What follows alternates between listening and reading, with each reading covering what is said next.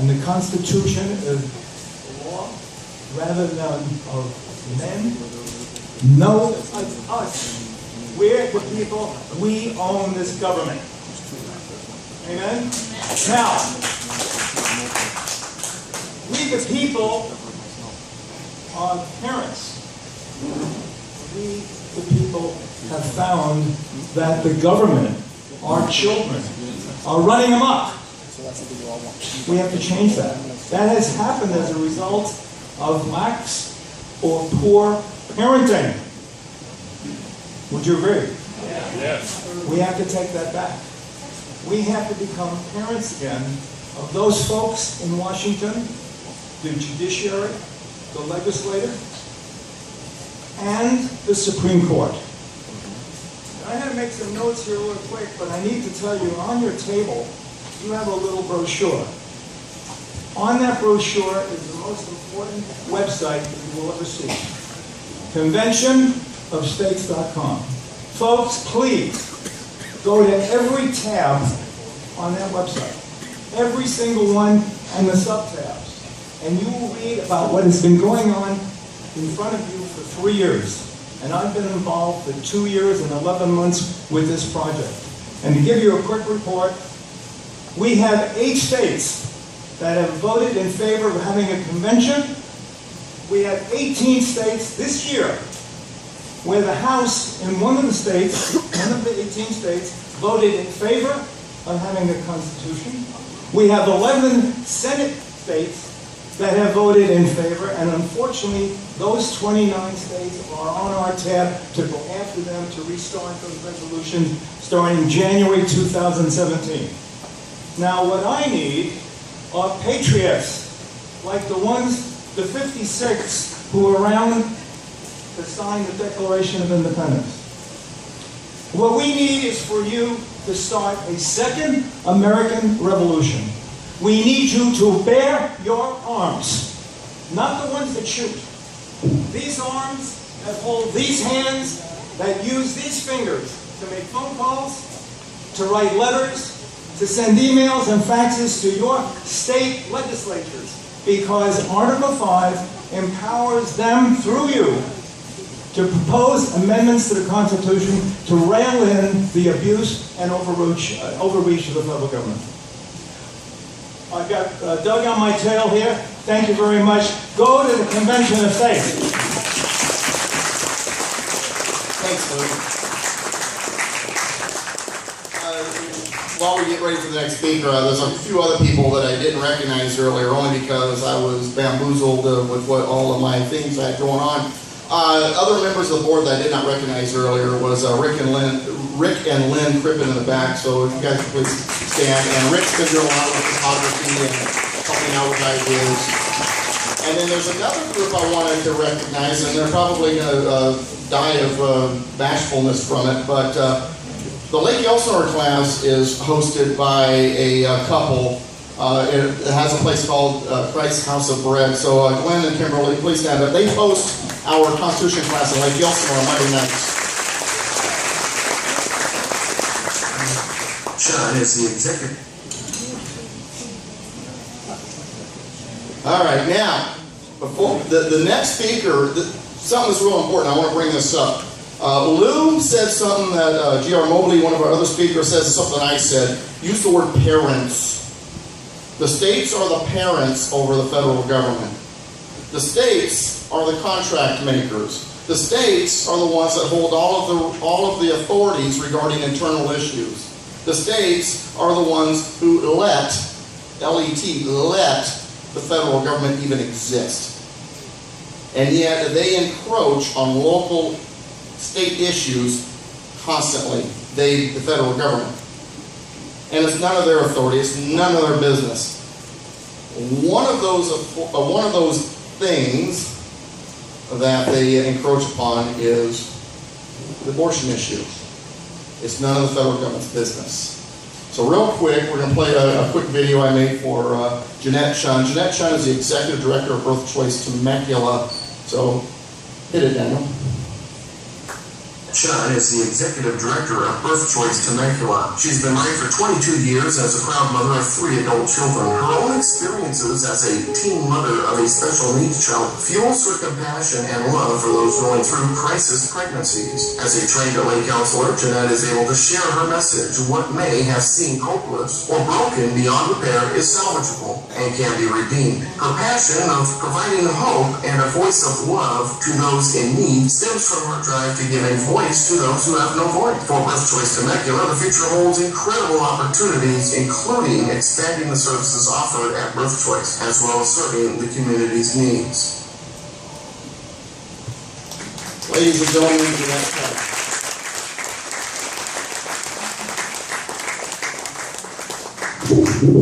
Sorry, I can never stand still and speak into a mic, and it just is going to aggravate everybody. I'm Jeanette Chun, and I'm the Executive Director of Birth Choice of Temecula, and I'm so grateful to be here today. Sometimes it's difficult to be able to come into a political discussion and bring something so sensitive.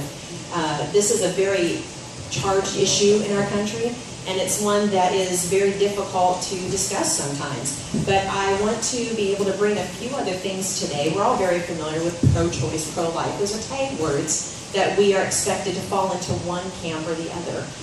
The government today has asked us to allow them to be the ones, to be the arbiters of our children.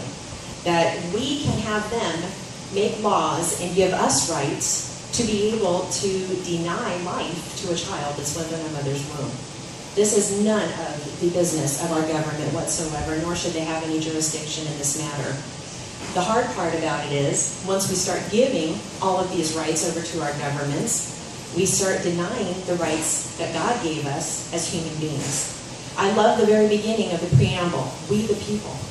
If we the people do not maintain our humanity, we cease to be a people. We end up being nothing but digits, zeros and ones, which is what everything in this government right now is trying to turn us into. Our monetary system is trying to go to a cashless society, make everything zeros and ones. Right now we're digitizing DNA. We can make our children look the way we want them to look instead of burying them naturally and letting them be who they're supposed to be, ordained by God, with a divine destiny to be on this earth for His purposes. We're also at a stage where we are going to be able to start creating robotic human beings, digitizing their mental capacities, and that is something that the future is holding very quickly. And I'm sure that some of you guys are very aware of these things. It's a slippery slope when we start handling life and death in our own hands. Life and death is in the hands of a living God, and that's a belief system that I hold very dear to.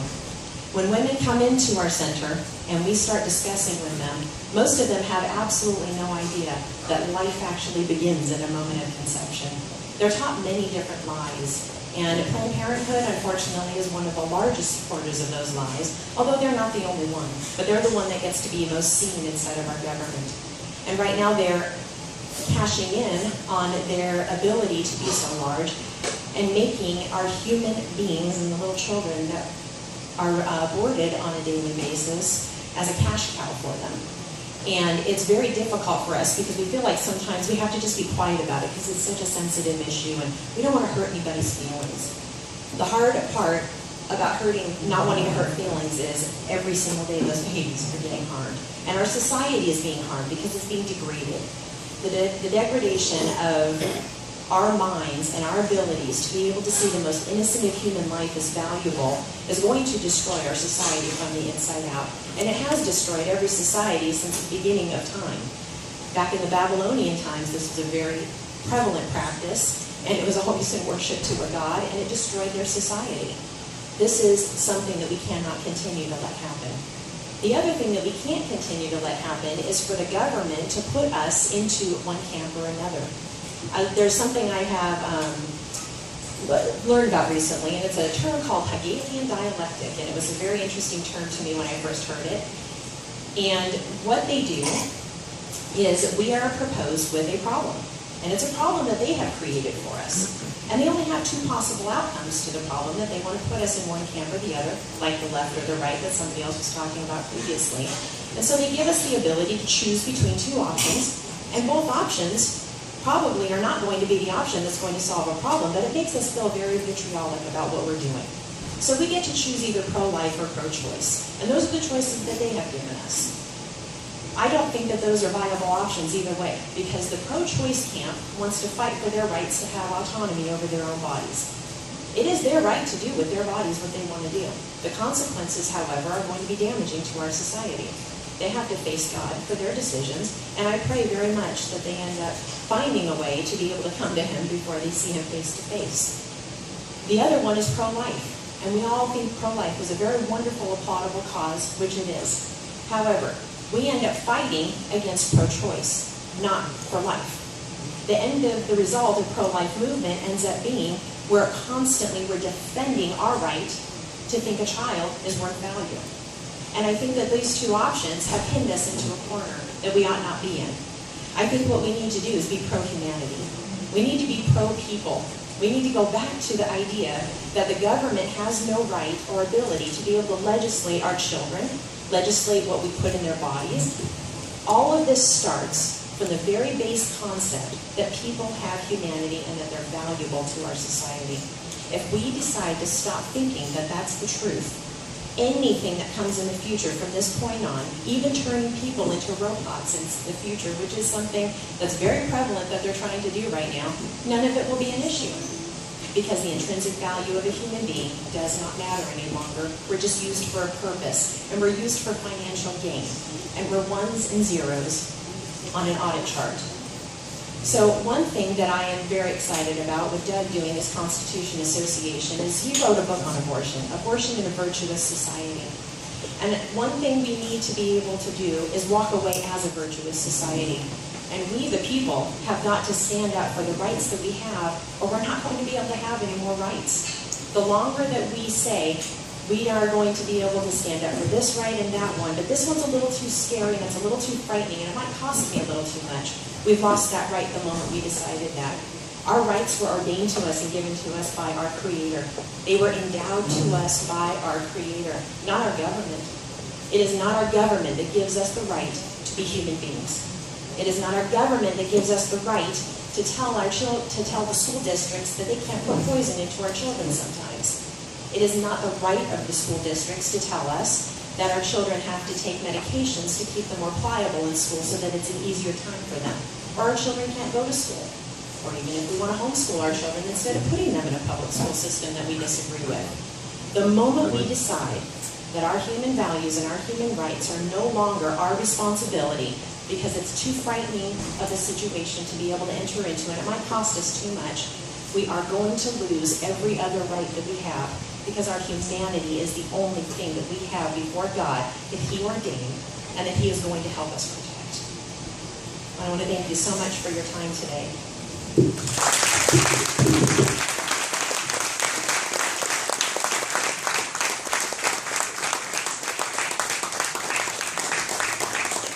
Thank you so much, Jeanette. I am on the board for Birth Choice Temecula, and I feel very proud to be a part of it. And I'm going to tell you right now, I wouldn't be involved as much as I am if it wasn't for Jeanette. She was the one that urged me to be a part of the organization. And so once again, give her a round of applause for all the hard work she does.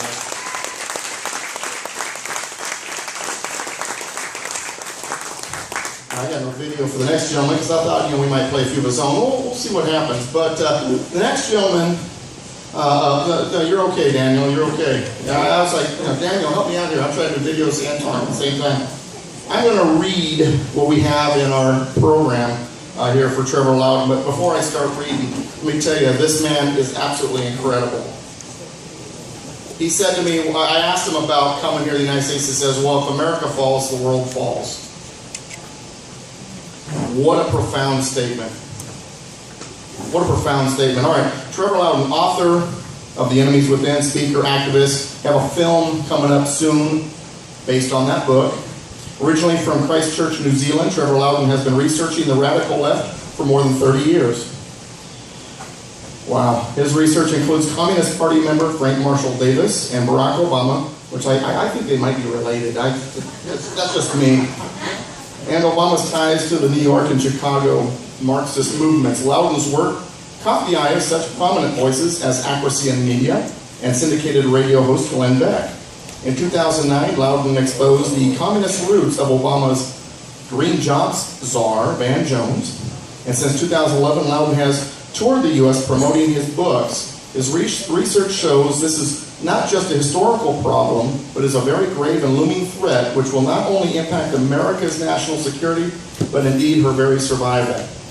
Trevor founded keywiki.org, a rapidly growing website with the goal of unlocking the covert side of the U.S. and global politics. With great pleasure, Trevor Loudon.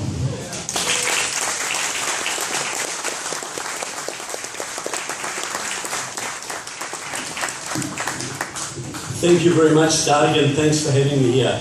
Can everybody hear me okay? Yep. You understand the southern accent? Look, as Doug said, I come from Christchurch, New Zealand.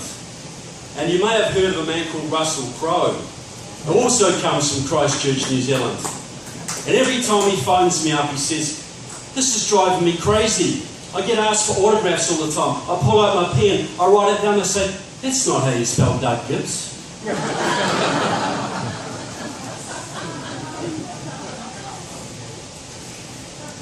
Just look at him, people. So look, thanks for having me. Look, as Doug said, I've been touring this country for 4 years now. And the reason I do it is very simple. There are 2 reasons. The first is gratitude. My country was saved from invasion in World War II by the massive sacrifice of your fathers and uncles and grandfathers at the battles of Guadalcanal and Coral Sea and Midway. Without that effort, we would have been done, people. The second reason is related, but it's a bit more selfish. Ronald Reagan had it right. This is the last best hope for mankind. If freedom should fail in the United States, if you lose your constitution, your liberty, your economic dynamism, and your military superiority, all of which are in grave danger, the bad guys of this planet, Russia, China, Iran, Cuba, Nicaragua, Venezuela, North Korea, and their Islamic allies, and they are allies, people, they will carve up this planet amongst themselves. Now, if you're an ally of America right now, if you're Israel or Germany or Australia or South Korea or Taiwan, you're freaking out right now because you see that the president of this country loves the bad guys of the world a lot more than he loves the good guys. That's causing big instability, folks. Your government, your allies are looking at you and they are wondering if it's worth being America's friend any longer. They look at what your president did to Poland and the Czech Republic. One of his first acts of office was to cancel a missile shield that was supposed to protect them from the Russians. Then they saw him abandon Georgia to the Russians. Then when there was a genuine rebellion in Iran against the mullahs, the Green Revolution, Obama didn't want to get involved and thousands were left to die. And then when the Communist Party of Egypt and the Muslim Brotherhood took out your ally Mubarak, Obama cheered them on. And now they're looking at the Ukraine, folks. And I think it's important to remember what Napoleon said about the Ukraine. Whoever controls the Ukraine controls Europe. Whoever controls Europe controls the world. These are big stakes we're playing for there, folks. Now, the Ukraine has a treaty signed in your Senate under Bill Clinton guaranteeing that country American protection from Russian military aggression. They gave up all their nuclear weaponry, all their nuclear arsenal in exchange for that American promise, folks.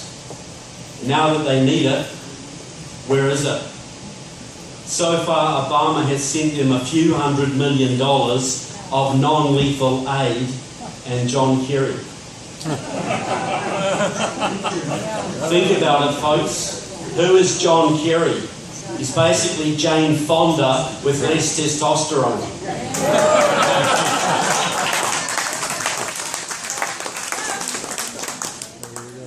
So this is the world at the brink, people. And if you think, I get emails all the time, if things turn bad in America, can I come and live in New Zealand? Well, look, if you want to learn Chinese, by all means come down. Because they're already in Fiji, they're already in Tonga, they're already in the Cook Islands, they're already buying up our utilities and our farmlands and our politicians.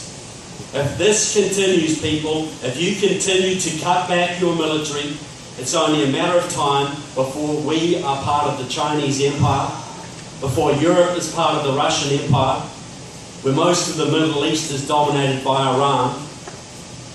Is that the kind of world you want to leave your children, people? No. We have been so lucky because America has been the dominant power on this planet for the last 60 years. How would this world be if that had been the Russians or the Chinese, folks? Does it even bear thinking about? Well, that is what we're looking at. Now, your Constitution, and we're talking about the Constitution here tonight, but there's something that's very seldom mentioned and I think deserves a lot more attention. Your Constitution advises you to guard against enemies, foreign and domestic. Now that is a clear statement that this country has internal enemies who want to destroy your Constitution. Now you are so good at sending your brave sons and daughters to go to foreign battlefields to fight your external enemies, and they are being betrayed every single day by your internal enemies, people. Every single day. Now, you think about this. I quoted, see what happened in this country in the 1990s. The Berlin Wall had collapsed, well, communism was all gone, but the Marxists weren't told that. And they took over your unions in 1995, your AFL-CIO. They'd got California's way before that. They took over, they put their Marxist leader John Sweeney in as president, and they just proceeded to take over all of your unions. Every single one of them. AFSCME, NEA, United Auto Workers, all of them are now run by 60s radicals and Marxists. Every one of them. So that has had some implications. Because you tell me this, folks, you tell me one elected Democrat in this country, from county commission to federal level, who does not owe his job to the unions. Tell me one. Money, manpower, get out the vote, vote fraud. It's the unions that make the Democratic Party what it is. They are the backbone of the Democratic Party. So you have got about 15,000 card-carrying communists in this country. They control the unions, and through the unions, they control the Democratic Party. And they are dictating their policies. Card check, cap and trade, green jobs, Obamacare, New START treaty with Russia, normalization of relations with Cuba. Every single one of those started as a communist policy, it became union policies, and the unions made them Democrat policy. Comprehensive immigration reform, amnesty. Amnesty, people. You pass amnesty, you give the Democrats 8, 10, 12, 20 million more votes. You lost the last election by 2.5 million. What happens then, folks? Amnesty is the death of this country. Absolutely the death. And that will be coupled with massive waves of Islamic immigration from the Middle East, who will all be signed up as Democrats, and they will swamp you forever, people. Look, I'll tell you straight, the Latinos, the illegals, a lot of them are very socially conservative people, but they vote 80% Democrat. If they voted 80% Republican, how long do you think it would be before Obama had the biggest fence on the border you have ever seen? It's all about the votes, people. Mitt Romney lost by 2.5 million. Amnesty will give them 8, 10, 12, 20 million more votes. And you are then a permanent minority in your own country. They will do to America what they already did to California. Now, anybody in this room, not counting military, ever applied for a federal government job who was willing to admit it? You've got private sector people. Well, you, ma'am, did you require any form of FBI security clearance for your job? You didn't, okay? Well, I know that most do, even in the post office. You need to be checked out. They go through your family background, overseas travel, dodgy relatives, political convictions, criminal convictions, because they need to trust you. They need to trust you. You're working in the federal government. You have secrets under your control. You have responsibilities. And which is more dangerous, people? An enemy out there or an enemy inside? So what if you're a young Marxist radical who hangs around with the local Communist Party, who control the local unions like Raul Ruiz or Mark Tucano or Army Bearer or Nancy Pelosi or Barbara Boxer or Maxine Waters or Karen Bass or Judy Chu, who hangs around with the local communists? They control the local unions and the local Democratic Party, and they can get you elected to Congress posing as a Liberal Democrat, where you may serve on the Science and Technology Committee, the Armed Services Committee, the Homeland Security Committee, the Judiciary Committee. How much of an FBI security check does that one take, folks? Nothing. Zero. Because the people are supposed to vet the candidates, right? And the media is supposed to help you do it, right? So how's that working out? See, if you're a foreign intelligence officer serving out of the United Nations, and they have hundreds of them up there, serving under diplomatic cover, working for North Korea, Iran, Cuba, Russia, China, and you had networks through the labour movements and the communist parties of this country, and you had the ability to get some of your sympathisers elected to your Congress, where they might serve on the Foreign Relations Committee and negotiate a nice nuclear deal with Iran. They might serve on the Armed Services Committee and cut some nice weapon systems. Do you think your enemies are so stupid and lazy they do not exploit that massive hole in your national security? The most important legislators on the planet, folks, the ones with the most power and influence, many of them tied to radical communist, radical Islamic, Muslim Brotherhood fronts. Do you think your enemies are so stupid and lazy they do not exploit that? Would you? What could go wrong, people? So I quote in my book, I quote Raul Castro boasting how members of your Congressional Black Caucus, that's Karen, that's Maxine Waters, that's Barbara Lee, etc., go to Cuba on a regular basis to talk to the Cubans how they're going to work inside your government to get trade and travel restrictions lifted on Cuba. So now the Cubans can send more spies and more drugs and more terrorists to your country. So they can start more LA riots, more Fergusons, more Baltimores, more Occupy closing down your ports. You don't think they're involved in any of that, people? They're involved in all of it, and now it's going to be so much easier.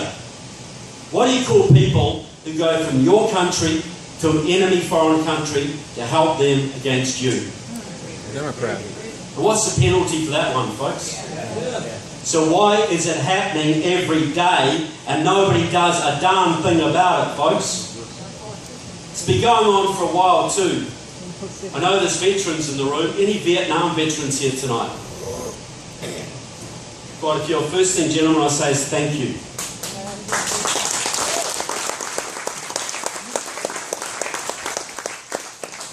Now I want to ask a couple of questions. One of them is very stupid, but I think you'll see where I'm going. Was the Vietnam War lost in the jungles of Vietnam? No. Is it true that you had some pretty tough rules of engagement? You weren't allowed to chase the enemy to certain places, weren't allowed to bomb Hanoi Harbour, had to even warn the enemy. Dean Rusk, your Secretary of State, used to warn the Vietnamese before what areas your Air Force was going to bomb the next day. So they could bring their guns and concentrate them just right. And is it true that some of those tough rules of engagement hampered your ability to fight and win that war? That's a stupid question. So had you been allowed to fight that war, to actually win it, to take the fight right to the heart of the enemy, could you have won it, and pretty darn quickly? Yeah. Is it also true that when you withdrew, your government defunded the South Vietnamese military, guaranteeing a communist takeover? So here's the thing. I say that war was deliberately sabotaged in your Congress by people like Father Drinan from Massachusetts, who are working hand in glove with the Communist Party USA, which was taking its orders directly from the Communist Party of the Soviet Union, which was allied to the Communist Party of North Vietnam. You think there might have been a little bit of treason going on there, people? 58,000 of your brothers, your football teammates, your high school buddies, 58,000 died in a war that was sabotaged in your Congress, people.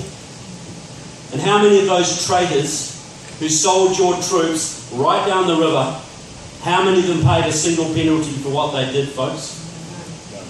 One of them is now your Secretary of State. And John Conyers, how long's he been in Congress now? 140, 160 years? But think about John Conyers. He serves on the Judiciary Committee, the body that writes your federal laws.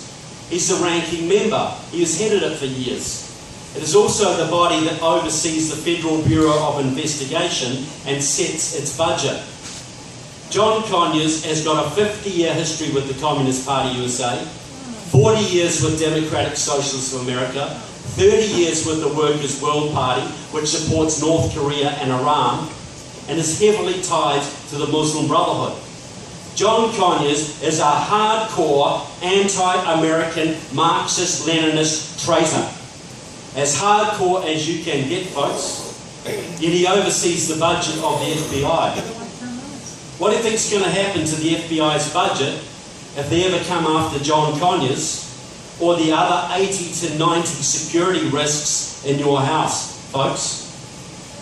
You think they're going to bite the hand that feeds them? But I don't want to depress you people with any of that. You don't come here to be depressed, do you? Too late? Look, we are facing the most, I always say it every cycle, the most important election we have ever faced. Well, this one is, folks, because if we lose this one, the Democrats are going to get themselves 8, 10, 12 million illegal immigrants. They're going to get the control of the Supreme Court, and your First and Second Amendment rights are history, folks. You have socialism on the horizon. I went to a big conference, 3,000 communists in Chicago 3 weeks ago. 3,000, me, Victoria, and our film producer in the room. It was pretty intimidating. They were so cocky. The revolution is just around the corner. It's one election cycle away. We have never been so confident. This is way better than 68, because now those 68 kids, they didn't have 40 years of older 68 people indoctrinating